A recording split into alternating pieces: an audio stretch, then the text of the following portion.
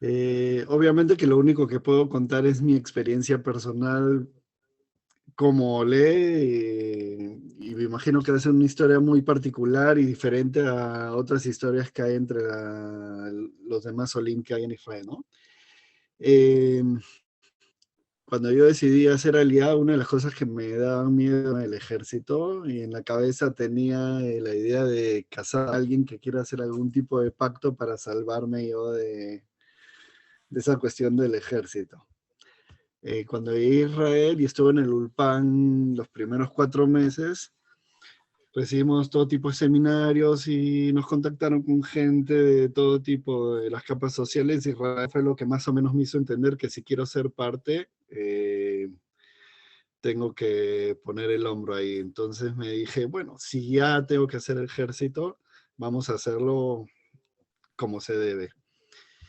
Y la opción que tenía como leja, pasar el ejército para después de los estudios. Y entonces, ya que voy a hacer ejército, hacerlo antes y terminar con eso de una vez y otra vez hacerlo como se debe y sea sacar fruto de una experiencia. Entonces la idea del matrimonio la bota a la papelera y sí, idea de ir al ejército a fondo. Eh, la primera parte del ejército, voy a poner acá una diapositiva para que vean, que voy a explicar un poquito el tema de aptitudes. Eso lleva más o menos un año. Durante ese año me inscribí a la Mejina para no perder el tiempo, y mientras estaba eh, viviendo en los dorms de la universidad en Tel Aviv, y mi compañero de cuarto era un que vivía en República Dominicana y regresó a hacer ejército y estudiar. Fue el mundo de qué es lo que hay para hacer en el ejército y todo tipo de cosas. Y yo dije, bueno, si vamos a meter al ejército, me voy a meter a uno de los. Comencé a entrenar, estaba en la, en la preparatoria para ir a lo top de lo top del ejército. Eh, una de las cosas que como Aleja Dash es que no tienes idea de lo que haces hasta que no te pasa y no vives la vivencia, y te alimentas solo de lo que te dicen. Después y de los entrenamientos que supuestamente era para comando, llegó el día que entraba al ejército y a la general, y de ahí te mandan a todo tipo de entrenamientos básicos. En el bus me di cuenta que me habían mandado al entrenamiento básico de Kosher Mukbal, que es la gente que tiene problemas físicos y no puede hacer un entrenamiento básico como se debe. Entrenamiento un mes con básicamente gente asmática o gente que se inventó problemas para el ejército. Eh, Durante ese mes traté de explicarles a los comandantes que yo quería hacer algo un poco más significativo en el ejército, y pensaban que lo que quería era recorrer entrenamiento, salir de una vez y no pasar por el entrenamiento, así que lo tuve que terminar. Y de vuelta ahí me regresaron a la base de enrolamiento, y ahí pude hacer unas cuantas con oficiales para que realmente me puedan mandar a un lugar donde pueda ser un servicio batiente. Después de luchar más o menos como una semana barriendo pistas, me ofrecieron un maslul, un en, de blindados. El tema de blindados, después tuve que hacer un entrenamiento básico. Después de eso hay una parte que te enseña reflexiones,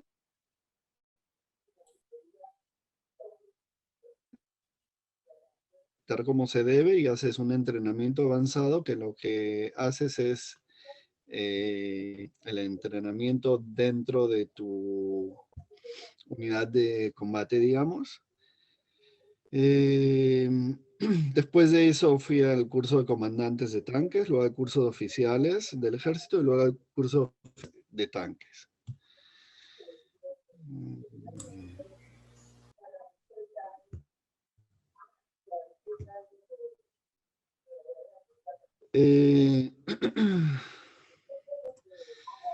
Bueno, ¿qué es lo que me encontré en todas estas etapas? Primero, obviamente, y después de haber estado un año y medio como para estar en el ejército, anécdotas. Mi primera anécdota fue el día que me enrolé en el ejército y entro a las pruebas médicas que te hacen para tomarte, por ejemplo, las placas de los dientes, la huella, por si en algún futuro necesitan ese tipo de información. Entro a un cuarto donde hay más o menos 13 soldados mujeres y una me dice, sí me a la Shejim, ponte esto en los Ashejim. Y yo no entendía qué es lo que me estaba diciendo la tía. Y le decía, ¿qué? Y comenzó a molestar. Yo no entendía qué es lo que pasaba, no entendía lo que quería de mí. Me placa de plomo. Al final me empujó, me sentó en una silla y me puso la placa encima de la cintura. La idea era que la palabra que me estaba diciendo era testículos en hebreo, que en mi vida la había escuchado. Yo estaba peleando con los soldados porque no entendía que me tenía que tapar los testículos para los rayos X. Ese fue mi balde de agua fría en el ejército el primer día.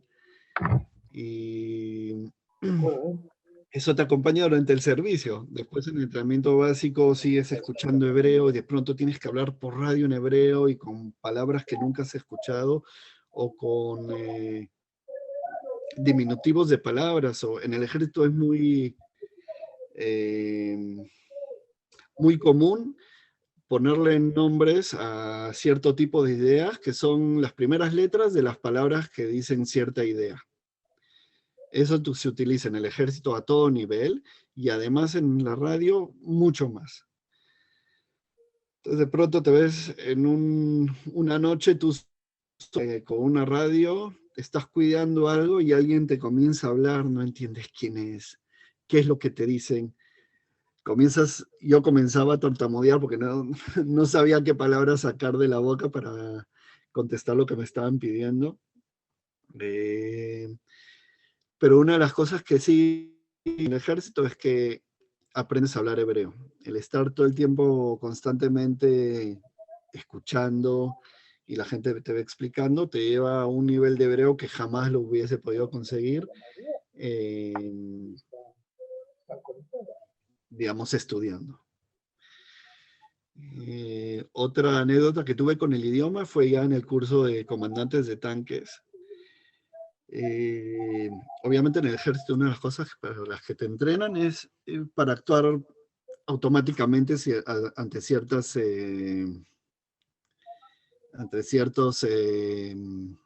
acontecimientos, ¿no? Por una parte te enseñan a usar pensar y planificar, pero por otra parte también te enseñan a hacer las cosas automáticas cuando tienes que activarte de forma rápidamente y combatir y lo que fuese. Entonces, todo en el ejército, por lo menos en tanques, se hace con comandos. Los comandos son y siempre tienen un orden, sobre todo cuando tú tienes que activar un tanque, por ejemplo, en el que tienes que decirle a 3 personas diferentes aparte de ti qué es lo que va a pasar, qué es lo que cada uno tiene que hacer y qué es lo que tú estás haciendo como comandante del tanque con la mano en el mando del tanque, ¿no? Durante el curso de comandantes, yo decía cualquier cosa menos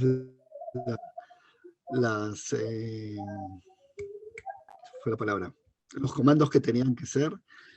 2 noches antes de que se acabe el curso, me sienta mi comandante y me dice, mira Alexis, sin comando no vas a poder terminar el curso. Y este tipo se sentó conmigo toda la noche, estuvimos toda la noche diciendo los comandos, sin parar toda la noche. Si esa noche yo no hacía eso, obviamente que no iba a poder acabar el curso porque no tenía cómo decir yo los comandos. Entonces, el idioma es una de las cosas con las que un Ole Hadash tiene que lidiar desde que llega a Israel y sobre todo en el ejército.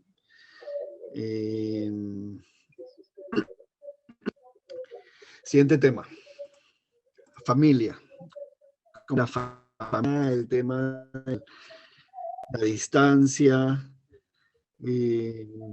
Obviamente, bueno, yo fui al ejército hace 20 años.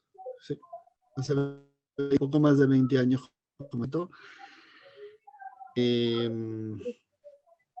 No había Skype, no habían cámaras, con la justa si había teléfono celular. Y es difícil explicar tú en tu unidad cómo es tu comunicación con los padres, no llega a entender, tú mismo tampoco entiendes la distancia. Yo estaba metido en mi mundo, en el tema del ejército, nunca entendí qué es lo que piensan los papás del otro lado del mundo. Cosas que me hizo entender que cambiar el tema de nación fue una vez que ya estaba en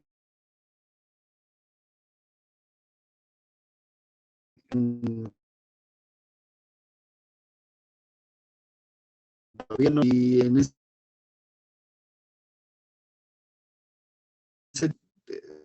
despiertas hasta que te duermes, eres obviamente ejército y hacen contigo.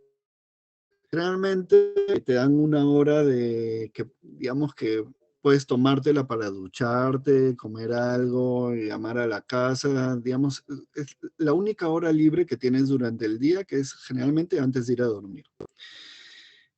Y en esa etapa es donde más tratan los comandantes de romper tu personalidad, digamos. En la base en la que estaba había un teléfono público. Y yo más o menos una vez a la semana, una vez cada 2 semanas, ya ni me acuerdo, bajaba a donde estaba ese teléfono para hablar con la familia. Y era justo en esa hora en la que le toca esa hora a otros 150 soldados de la base.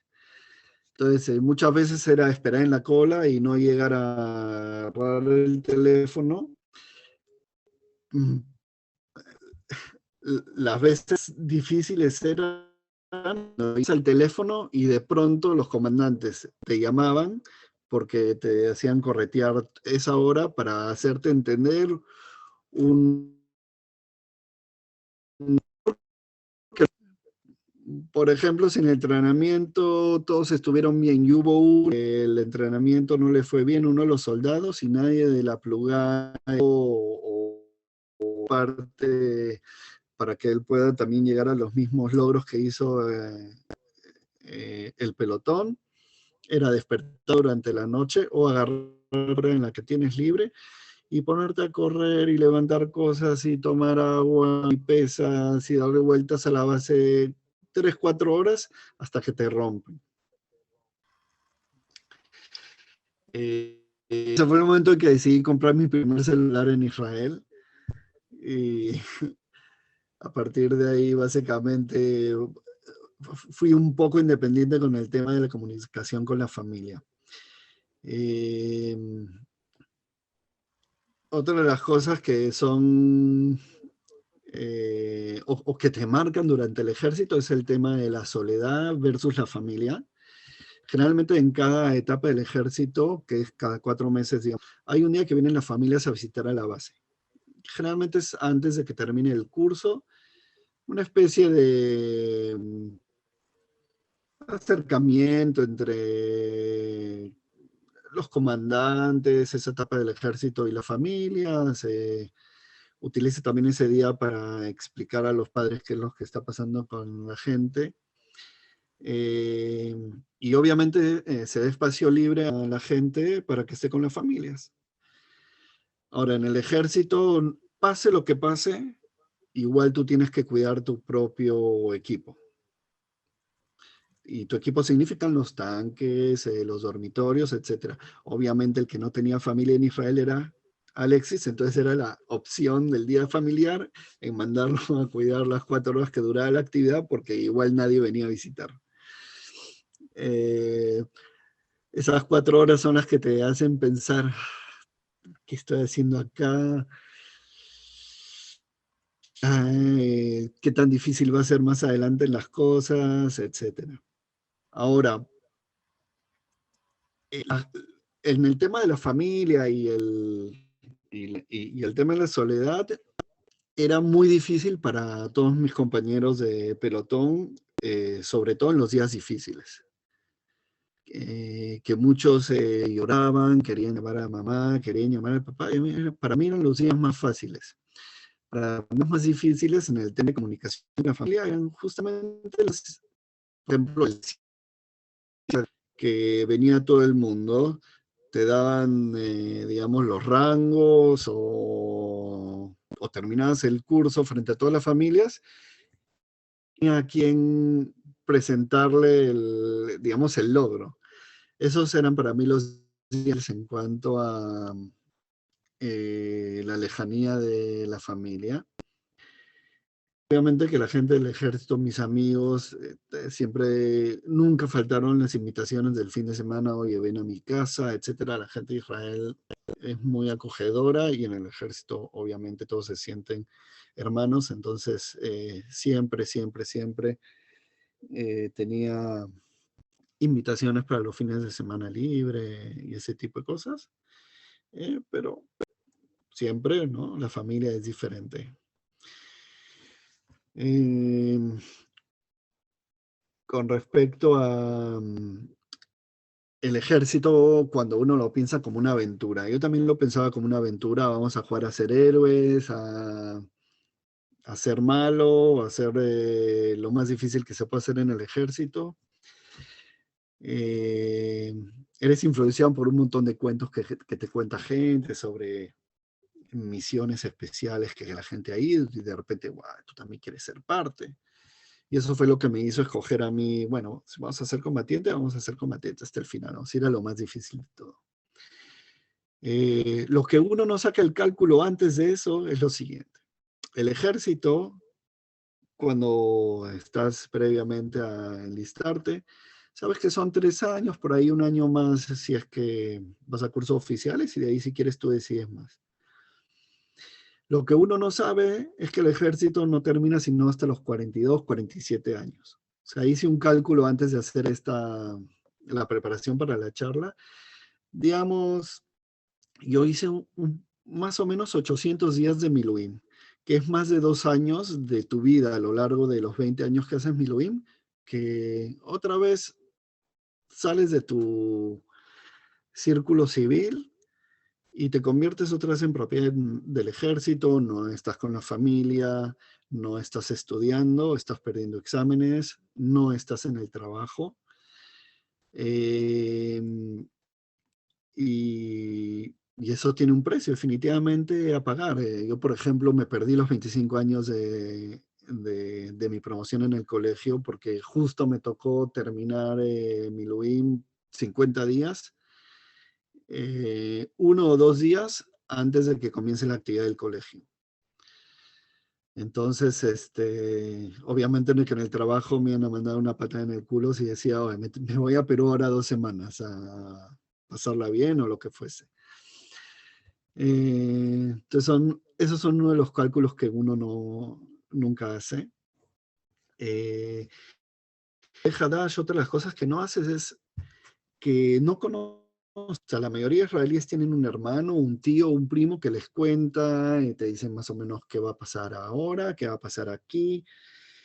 Cuando eres Ole Hadash, escuchas un poco, pero nunca llegas a imaginarte o a tener una visión remota de lo que realmente va a ser en lo que te estás metiendo.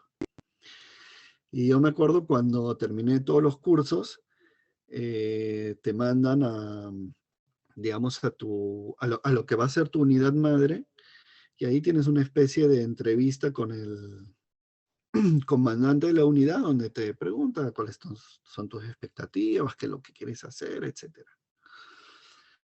Cuando yo llegué a esta entrevista, me acuerdo que el comandante se llama Mihai Abrams.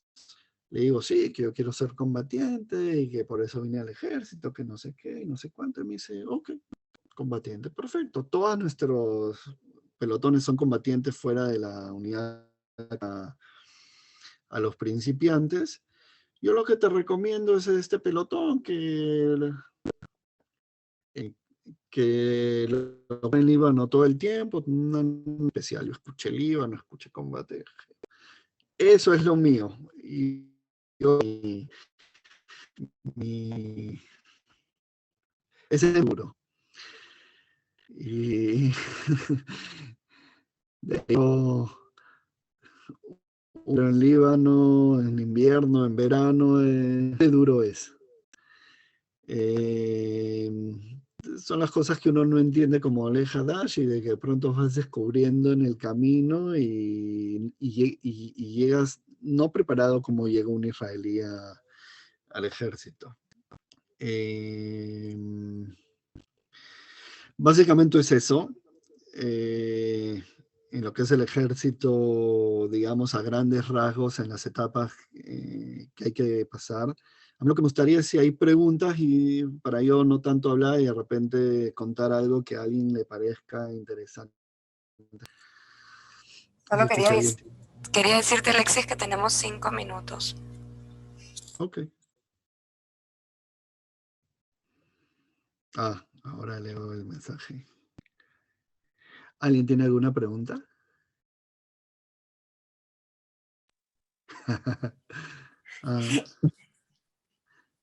En algún momento, Alexis, sí. ¿En algún momento sentiste necesidad de alguna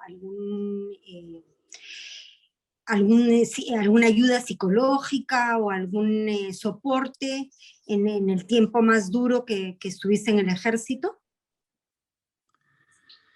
Mira, mi personalidad no es mucho de hablar ni de decir lo que yo tengo dentro. Así más pensé en algo como un psicólogo, pero sí eran importantes para mí las salidas libres. O sea, después de estar 3 semanas, un mes en Líbano, que estás en una rutina de no dormir noches y de tensión, y aquí un combate por allá, y tenía la necesidad de la semana que me tocaba estar en la casa,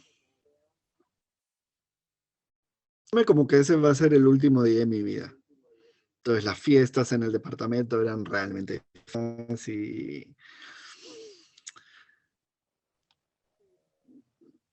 Sí, alcohol, fiestas, no parábamos. Oye, yo te quiero hacer una pregunta, Alex. Sí.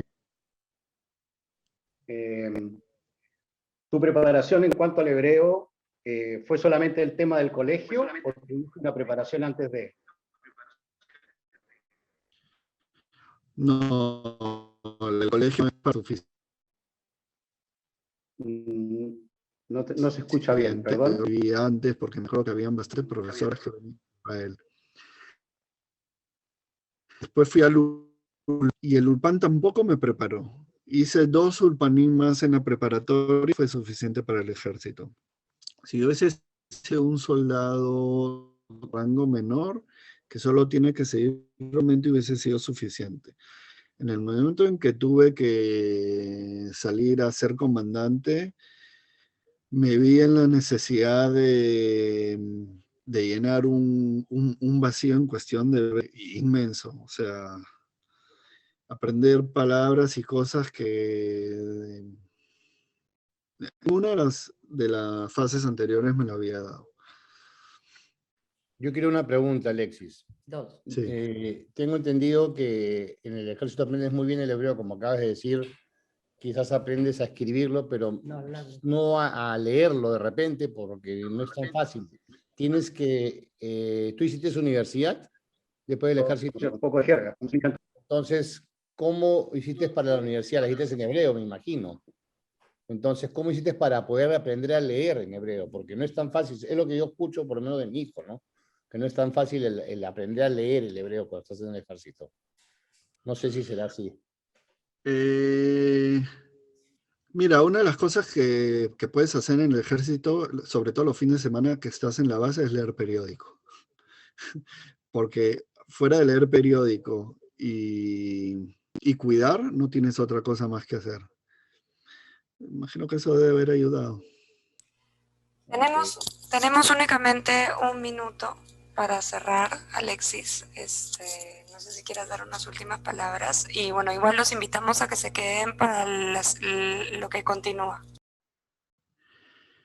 Yo lo que puedo decir es que el ejército es una fase muy significativa en construirte como ser humano, número uno, y como israelí, hacerte parte de la sociedad. Con sus ventajas y desventajas, con todo el peligro que pueda llevar, pero es una fase must para estar acá como uno más del montón. Yo tengo acá mis hijos y obviamente sé lo que les espera y es lo que nos toca, o sea, es como para poder festejar los 73 años tenemos que estar seguros que podemos defendernos para que hayan 80 y 90 y 100 años, ¿no? Entonces, es lo que hay que hacer.